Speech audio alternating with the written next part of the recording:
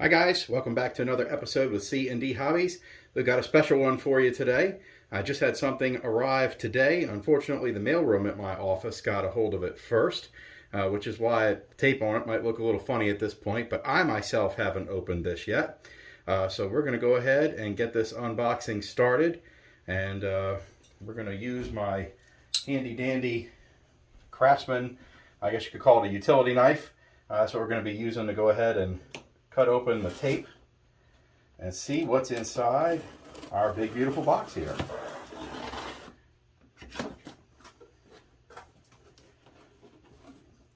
Oh boy, looks like a lot of fun in here. And to start with, we have a catalog, and this might give you guys a clue about what exactly is in here. But we've got the Menards Summer 2021 catalog that apparently normally they charge 99 cents for these, but they put it in the box for me. And we have our Menards Penske truck. This is one of their new trucks they just came up with. A little accessory for the layout here, such as it is. We're not quite there yet. And this is the real special thing. Now, from the size of the box, you guys have probably already started to figure out what this is. But this is, in fact, one of the Menards F7 Beta 2.0 locomotives. I was lucky enough to get a hold of one of them. And so, let's see what it looks like on the inside here. Well, just in the box, this is a fantastic looking locomotive, especially for the price that Menards is charging for these.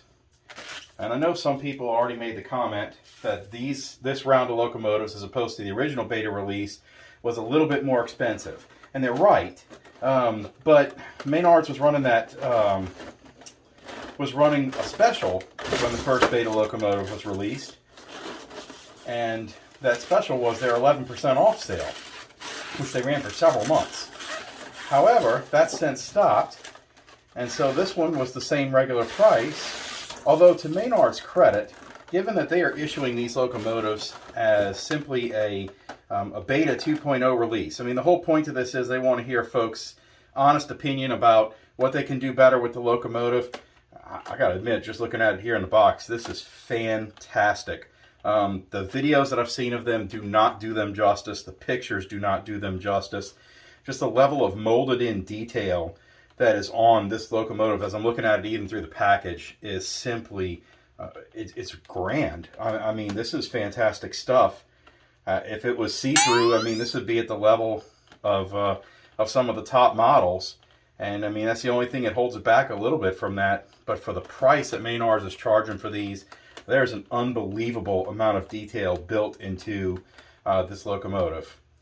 But anyway, where I was going with the price on this is that, you know, yeah, sure, you had to pay full price. You didn't get the 11% off. But Menards was kind enough that even though this was a special kind of one-time offering, they gave you the box truck as one of the eligible items to be free to come with this. And this box truck by itself is $20.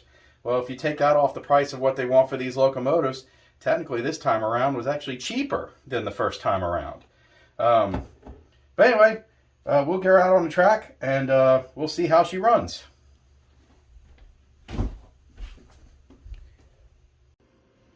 Okay, well, here she is out on the track, and still looks good. Definitely when you get it out the plastic, you can see that the paint color, it's more of a matte color. It's not glossy. That's neither here nor there. You could choose to model it either way. That's the way Menards chose to model it, and the paint job looks great. The graphics, the war bonnet paint scheme is extremely crisp. The lettering is really good. From all appearance, this model really stands out as a looker. You know, that's some of the best things that I can say about it. The other things that I can say is I just gave it a quick try here around the layout, and I'll run it for you guys in a minute so y'all can see it too. I like the remote control overall. It's pretty straightforward. One of the interesting things that I've noticed is right now I have the locomotive powered down because the moment that you turn it on, the diesel sounds come on. It's a good loud diesel sound. And of course you do have your volume control on the knob on your remote. Matter of fact, I can show you guys that. Give me just one moment. Okay, so pretty good linear control with the remote control, and I now have track power on. I don't think you can tell from this angle that the track power is on, but y'all have to take my word for it. So anyway, of course you have this nice red light. One of the things that I've noticed with this red light is when your remote's powered up, but your track power is not, Menards is really good in that this light will blink to tell you that you don't have power to your locomotive, or at least that the remote's not linked to the locomotive. And as soon as you turn power on, it'll go solid and let you know that you're linked up. That's a pretty clever feature for what this model is. Now, as far as your volume control, also pretty good linear application of that. As we start to roll the volume up, that's the lowest setting pretty much. And of course it goes up from there.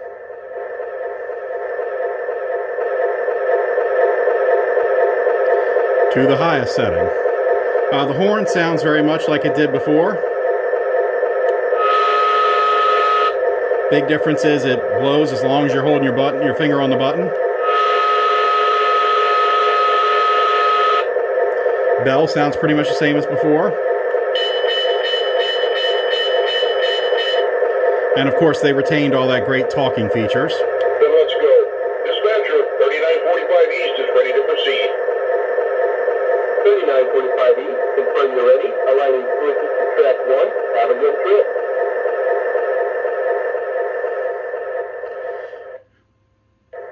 Okay, so I turn it back down for just a minute just so I can talk a little bit about the forward and reverse motion. They actually have done a great job compared to what I saw of the original Beta engines of smoothing this out.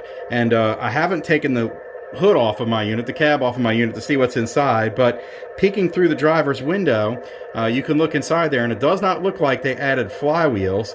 So I'm thinking that they found a way to do this electronically.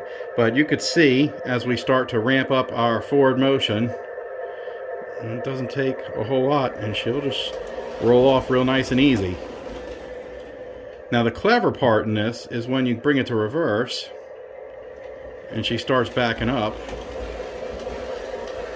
and you can see, even though it's at stop, it doesn't just slam to a stop like the original Beta units did.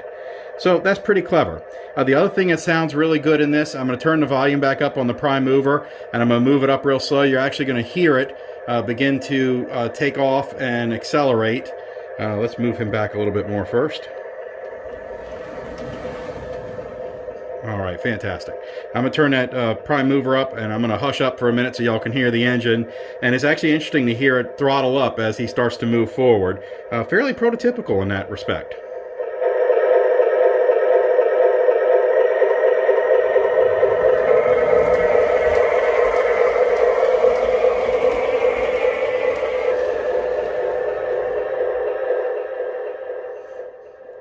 I haven't counted the speed steps in between to see exactly how many they are, but hey, I mean, it sounds pretty good. And my compliments to Menards. They've put out a pretty nice little product. I know one of the big questions with these units is in the gears. The original Beta units, of course, had nylon gears. These, when we take it out and look, I don't know if you guys, let's see if I can get it so y'all can see in here. Right down in there. These also have nylon gears. They don't look bad. You know, we'll just have to see how they hold up over time. I know a lot of the MPC era trains had issues with those. Unfortunately, they tend to wear out over time on the MPC trains, but we'll have to see how well these hold up. I thought it was interesting too, you know, the chroming on the undercarriage is really neatly done here, including that they even chrome the wheels. I mean, these are traction tires that you can see. The last axle here has 2 traction tires on either side, but our other axle actually has, the wheels themselves are chromed. And even around the traction tires, the wheels on this axle are chromed. And same thing on the front. You've got 2 traction tires across from each other on the front axle, on the rear axle. Again, you've got chroming all around. I mean, it's really nicely. Again, it's one of those things where they really did some nice things with the way that they put it. I do wish that the gears were metal, just because we've seen over time how much better the metal gears seem to hold up and be a little bit less problematic. But, you know, for I don't know what that would do to the price of this locomotive. For the price that they're charging for it right now, I mean, this is really a very good value. And if for some reason it just doesn't meet expectations as far as how long it'll last and what have you, you know, it's pretty easily replaceable. But Menards looks like they did a really good job, and I think that's the main area that I would say is that, you know, yes, I would really like to see some metal gearing in the drivetrain instead of those nylon gears. And I really do like the gloss paint schemes. You know, this one is fine. Like I said, the paint that's there is fantastic. Do not misunderstand me. But I like the glossier, shinier paint schemes, including some of the really bright stuff like the MTH chrome units that they came up with. I don't have a set, but I think they're really nice looking. But this is a solid entry. I'm going to grab one other thing and put it on the tracks here for you guys, just so you'll have a point of comparison. Okay, guys, and to give you all just a quick idea here, this in the foreground is a set of MTH Southern Pacific F3s, of course Premier, so that gives you an idea of what MTH is calling a scale F3 compared to, of course, the Menards F7 Beta 2.0 unit in the background. Pretty close, but obviously the Menards unit is a little bit bigger than the F3 in the front. You know, from what I recall, the F7s and the F3s were pretty much the same car bodies. So maybe there's some compression in the MTH design, or maybe there is just a little bit of difference between the F7, or maybe, you know, a lot of people have pointed out that the Menards may even be something more like an F9L in its true proper, really kind of being picky designation. But hey, look, it's close. And it's a great looking locomotive, put right up next to an MTH model. You know, it certainly doesn't look bad. All right, guys, so kind of my final thoughts on this locomotive. Looks great, runs solid, can't complain about that. Plenty of power, it's got dual motors. It is a little bit on the light side, so it does have traction tires, so that ought to combat most of that. And I think for most people that are looking to run this level of engine, the rolling stock that they have to go behind it, probably going to be just fine. I don't see a whole lot of issues with that. I'm not sure you want to load it up with a whole bunch of really heavy old style aluminum passenger cars. If you have some grades, I could see where it may struggle with that a little bit, just given the fact that it is fairly light. Maybe something Menards could consider in addition to the metal gears would be putting a little more metal as far as the fuel tanks, or putting some weights in there to take up a little bit more heft in the engine. It's not a light, flimsy engine by any means, but it's definitely lighter compared to some of my Premiers that I do have. But again, overall, fantastic value. Great job, Menards. This looks like a solid entry into the market. I think, you know, can it be fine-tuned? Absolutely. Some of the things that I've said already. But they are definitely on the right path with this one. And again, the price can't be beat. And all my criticisms, frankly, I think can be excused given the price of this locomotive. It is just a fantastic value, and for the price that they're charging for what's here, this is fantastic. Yeah, I'd love to see a few little details, especially like I'd love to see the horn sound a little bit more prototypical, but there's nothing wrong with what's here. The prime mover sounds are fine. There's really don't need too much. I mean, sure, I'm sure you could fine tune it and make it better, but they are great just how they are. Really don't need to spend too much time on that one. The bell, yeah, I'd love to hear the bell also sound a little bit more prototypical, but there's nothing wrong with it. It's good. It's fine. Like I said, the biggest thing would be I'd love to hear the horn just tuned in a little bit more to sound like a real F3 or an F unit, maybe best way to put it, horn. Anyway, hope you guys enjoyed this. If you did, please like this video. Every like that we get helps out the channel. Also, the more subscribers I can get, I'm really hoping to eventually hit that 1,000 subscriber mark. We're not too far off. We're well over 700, and you know, us being such a young channel, that's great to see. Thank you guys so much. And, oh yeah, and don't forget to hit that notification bell so that you can hear about when we make new videos in the future. Thanks a bunch, and we hope to see you back real soon.